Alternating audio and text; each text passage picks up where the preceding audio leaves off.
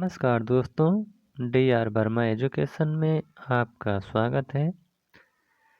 आज हम बहुत दिनों के बाद वीडियो लेकर आए हैं क्योंकि मेरी तबीयत खराब चल रही थी। लगभग 25 रोज हो गया है वीडियो डाले। तो चलिए शुरू करते हैं आज का टॉपिक, जिसका नाम है महाजनपद काल। तो ऋग वैदिक कालीन जन उत्तर वैदिक काल में आपस में मिलकर जनपद में बदल गए और जनपद उत्तर वैदिक काल की समाप्ति के बाद बड़ी इकाई महाजनपद में बदल गए। यानी जो जन थे वह आपस में मिलकर महाजनपद का रूप ले लिए। और 6ठी शताब्दी ईसा पूर्व में बौद्ध ग्रंथ अंगुत्तर निकाय तथा जैन ग्रंथ भगवती सूत्र में 16 महाजनपदों का उल्लेख मिलता है। यानी भगवती सूत्र, जैन धर्म के भगवती सूत्र और बौद्ध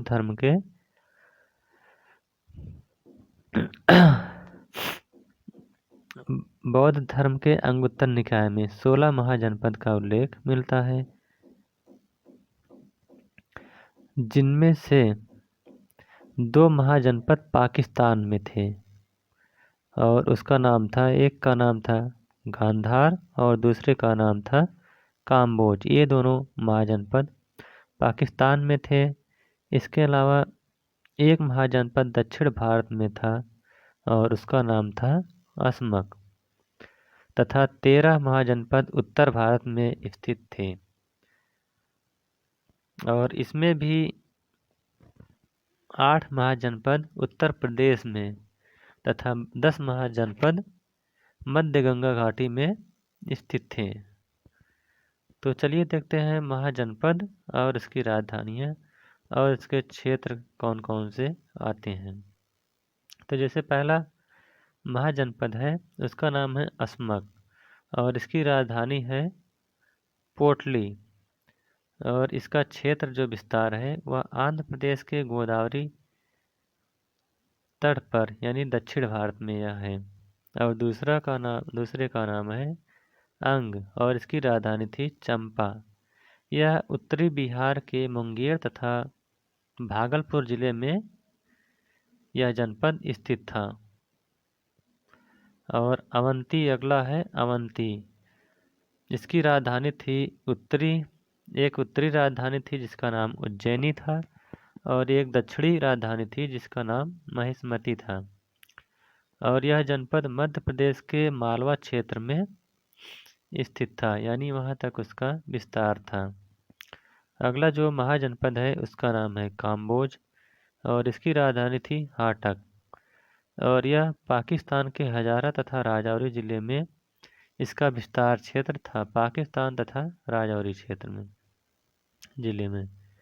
और अगला जो महाजनपद है इसका नाम है काशी और इसकी राजधानी थी वाराणसी। यह उत्तर प्रदेश के बनारस यानी वाराणसी, जिसको काशी, बनारस, वाराणसी आदि नामों से जानते हैं, वहाँ तक उसका विस्तार क्षेत्र था। और अगला जो महाजनपद है इसका नाम है कुरु और इसकी राजधानी थी इंद्रप्रस्थ। और यह भी उत्तर प्रदेश के मेरठ, दिल्ली और थानेश्वर तक इसका क्षेत्र विस्तार था। अगला जो महाजनपद है इसका नाम है कौशल और इसकी राजधानी 2 थी। एक उत्तरी राजधानी थी जिसका नाम श्रावस्ती था और एक दक्षिणी राजधानी था जिसका नाम कुशावती था।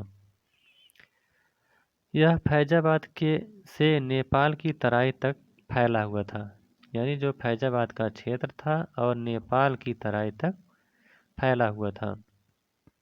अगला जो महाजनपद है उसका नाम है मगध और इसकी राजधानी 2 थी, एक गिरिवृत थी और दूसरी राजगृह थी।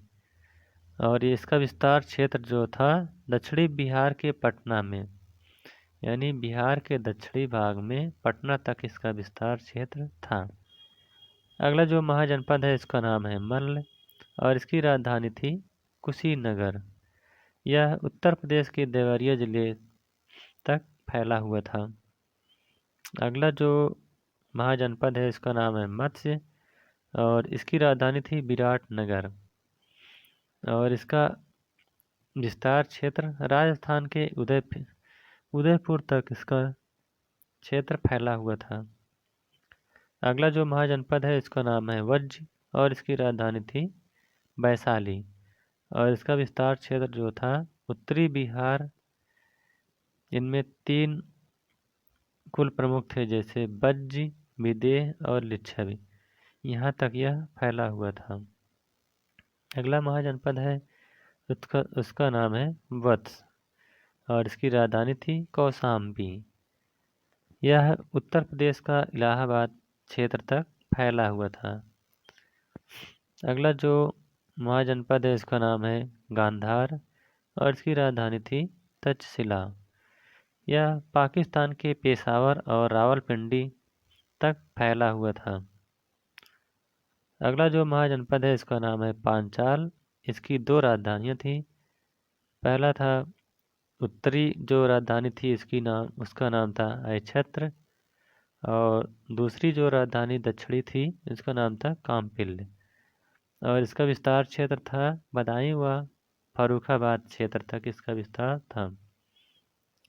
और अगला जो महाजनपद है इसका नाम है चेदी और इसकी 2 राजधानियाँ थी। पहली का नाम था शक्तिमती और दूसरी का नाम एक ही राजधानी थी जिसका नाम था शक्तिमती या उसको भी सुक्तमती के नाम से भी जानते थे। इसका विस्तार क्षेत्र जो है उत्तर प्रदेश के बुंदेलखंड क्षेत्र तक फैला हुआ था। और अंतिम जो महाजनपद था उसका नाम था सूरसेन और इसकी राजधानी थी मथुरा। यह उत्तर प्रदेश के ब्रजमंडल क्षेत्र तक फैला हुआ था। कुछ महत्वपूर्ण तथ्य हैं जैसे लिच्छवी एक ऐसा गणराज्य था जो केवल भारत का ही नहीं अपितु पूरे विश्व का प्राचीनतम गणराज्य माना जाता था। वायु पुराण के अनुसार गंगा के बाढ़ में हस्तिनापुर के बह जाने पर निषद ने कौशाम्बी को अपनी राजधानी बनाया। माघ के ग्रंथ का नाम शिशुपाल बधम है। शिशुपाल चेद वंश का राजा था और उसकी हत्या भगवान श्री कृष्ण ने की थी। 6ठी शताब्दी ईसा पूर्व के उत्तरार्ध तक आते आते केवल 4 महाजनपद जिसका नाम था अवंती, वत्स, कोसल और मगध का प्रभुत्व दिखाई पड़ता है।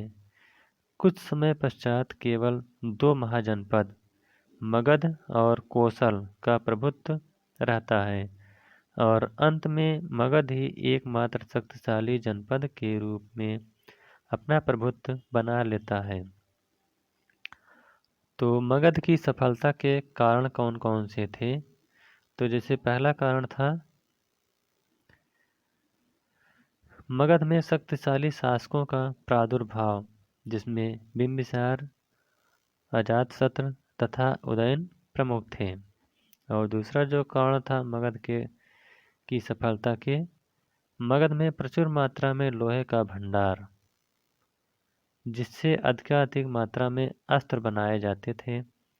और मगध की प्रारंभिक राजधानी राजगृह या गृह ब्रज का 5 तरफ से पहाड़ियों से घिरा होना तथा दूसरी राजधानी पाटलिपुत्र का गंगा तथा सोन नदियों के संगम पर स्थित होना ही मगध की सफलता के प्रमुख कारण थे। तो इस प्रकार से महाजनपद का काल यह पाठ समाप्त होता हुआ। अगर यह वीडियो आपको अच्छा लगा हो तो वीडियो को लाइक, शेयर और चैनल को सब्सक्राइब करिएगा। Thank you.